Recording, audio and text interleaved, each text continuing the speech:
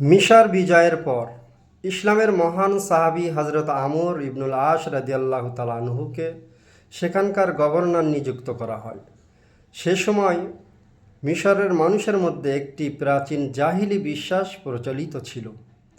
তারা মনে করত প্রতি বছর নীলনদে পানি বাড়ানোর জন্য একটি সুন্দরী কুমারী মেয়েকে নদীতে উৎসর্গ করতে হবে।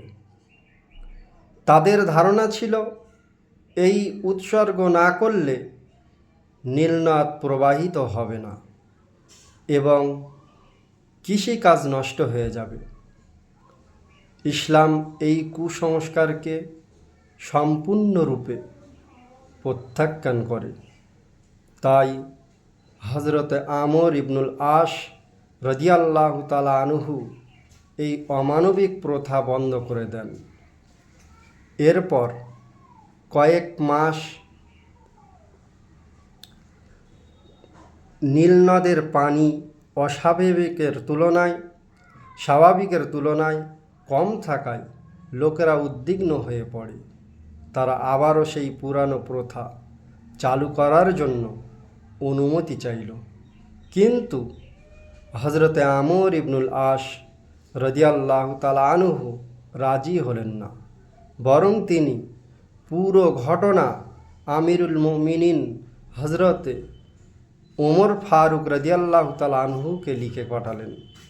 হজরতে ওমর ফারুক রাদিয়াল্লাহু তাআলা আনহু উত্তরে একটি সংক্ষিপ্ত চিঠি লিখলেন এবং নির্দেশ দিলেন চিঠিটি নীলনদে ফেলে দিতে।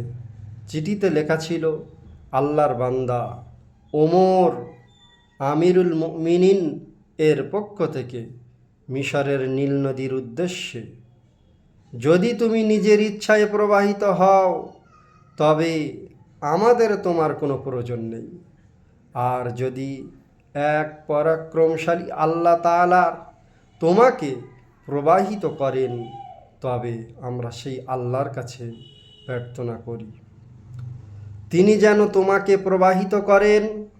ঐতিহাসিক বর্ণনা অনুযায়ী হজরতে আমর ইবনুল আস রাদিয়াল্লাহু তাআলা আনহু চিঠিটি নীল নদে নিক্ষেপ করেন। এরপর আল্লাহ পাক রব্বুল আলামিনের ইচ্ছায় নীল নদের পানি বেড়ে যায় এবং সেই জাহিলি কুসংস্কার চিরতরে বিলুপ্ত হয়ে যায়। সুবহানাল্লাহ, আলহামদুলিল্লাহ। কারণ এই কুসংস্কার প্রথারা যদি থেকে থাকতো তাহলে আজও তারা এই ঘটনায়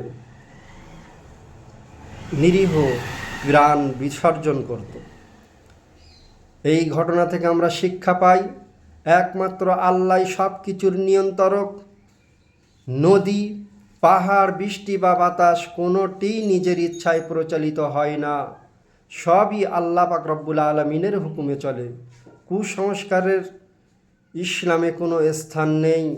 মানুষ বলি, কুসংস্কার বা শিরক বিশ্বাস দিয়ে কোনো কল্যাণ আসে না। একজন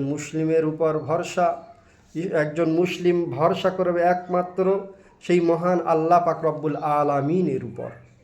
বিপদে মানুষের প্রথম আশ্রয় হওয়া উচিত দোয়া, তওবা এবং আল্লাহর প্রতি নির্ভরতা। প্রকৃত মানুষের ঈমান রক্ষা করে নেতৃত্ব। উত্তম নেতৃত্বই মানুষের ঈমান রক্ষা করতে পারে। হজরত ওমর ফারুক রাদিয়াল্লাহু তাআলা আনহু জনগণের মন জোগাতে ভুল প্রথা চালু করেননি, বরং সত্যের উপর অটল ছিলেন। ইসলাম মানুষের জীবন ও মর্যাদা রক্ষা করে। একটি কুসংস্কার দূর করে ইসলাম অসংখ্য নিরাপদ মানুষের জীবন রক্ষা করেছে। এই ঘটনাটি আল বিদায়া ওয়ান নেহায়া গ্রন্থ থেকে নেওয়া।